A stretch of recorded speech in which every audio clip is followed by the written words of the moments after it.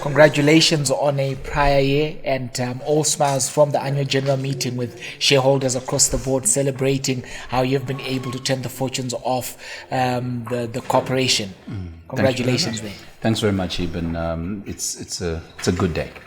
It's a good day, and we're pleased that obviously the issues of the past have now been completely closed, and we feel that it's a good place to be as we start to look into the future, which we believe it will be a future of growth, consistent growth, to be a future where we can now start to really drive shareholder value and give some form of return to our shareholders, both in terms of your dividend as well as, in terms of, share appreciation and real growth in their capital. I realized, just a quick one, what was key in terms of strategy in turning around the fortunes of RTG?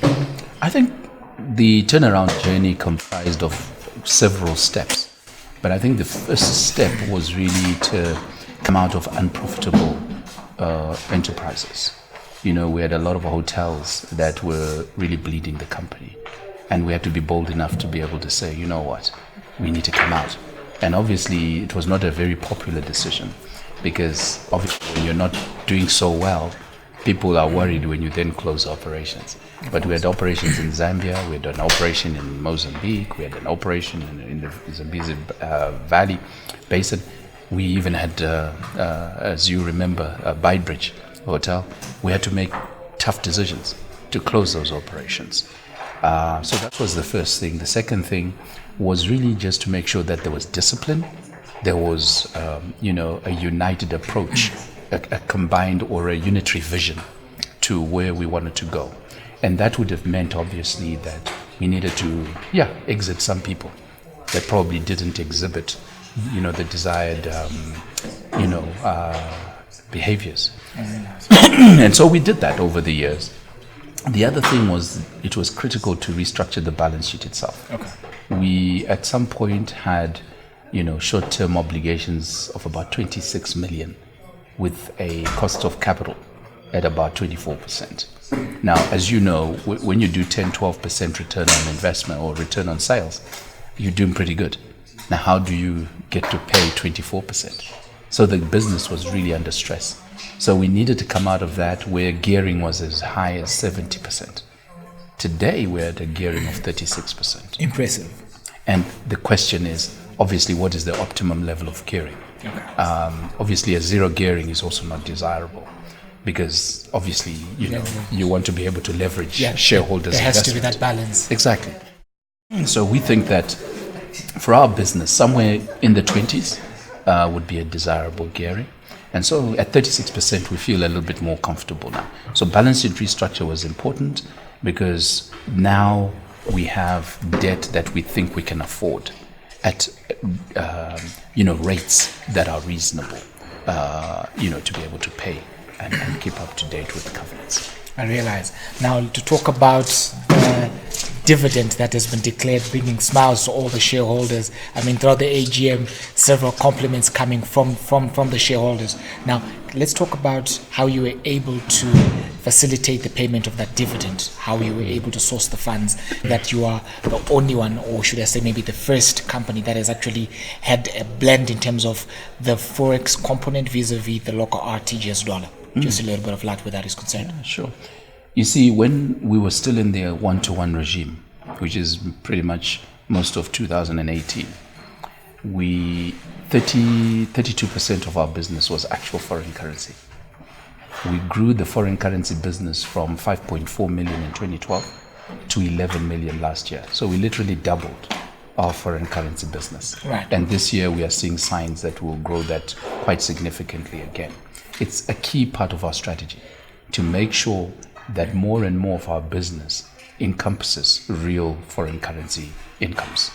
So we had a pot of foreign currency, and at the same time, we are generating a lot of RTGS dollars. So the board sat down and made a decision to say we need to be able to also reward our shareholders for their patience. Having had their last dividend in 2006, It was 13 years since they got a return from this company. So we could afford it because we had the foreign currency reserves in our bank, and we had the RTGS dollars in our bank. And at a 5 million profit after tax, we felt $1 million to our shareholders was pretty doable. Fantastic. Okay, now let's talk about how you have gotten into the IT space. ETI, Hexa, as well as the Gateway app. What are the growth prospects for each of these? I can tell you ETI is a business that we have established in the United States. It's a company that will be operating out of New York City, Manhattan. At the same time, it's also going to be out of Delaware and also out of Colorado. So really, it's a business that is going to be marketing the world to Americans. As you know, America is the number one, prosperous country in the world. And to be able to have a business in there, I think is great. So far, phenomenal. We're already seeing a lot of activity in terms of creating packages.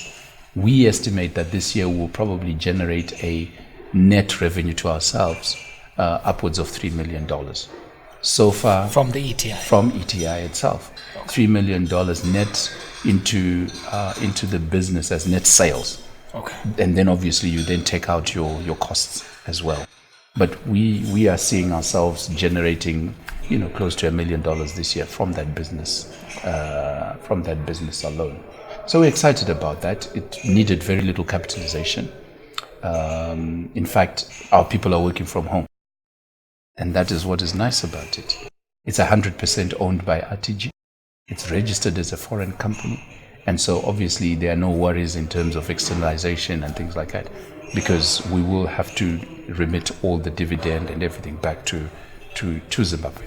So we're excited about that, to play a meaningful role in the foreign currency generation of this country. Hexa is our domestic and regional vehicle, which will be creating packages as well to sell to locals as well as regional players. And, it is also e-enabled. In other words, we've got an ability for people to create their own packages online. And very few companies have got that ability right now. And then the final one is Gateway. The Gateway stream is our serious attempt at becoming the Amazon.com of Africa, or the Booking.com of Africa. Okay. In the sense that we truly want to be the gateway into a world of travel and tourism options. Okay. So we do not only have our properties there, we've got partner properties there, we've got competitor properties that we'll be putting up. We will have restaurants, we'll have travel agents, we'll have all those people on there. So it's a gateway into anybody that wants to book anything that is in the travel and tourism space.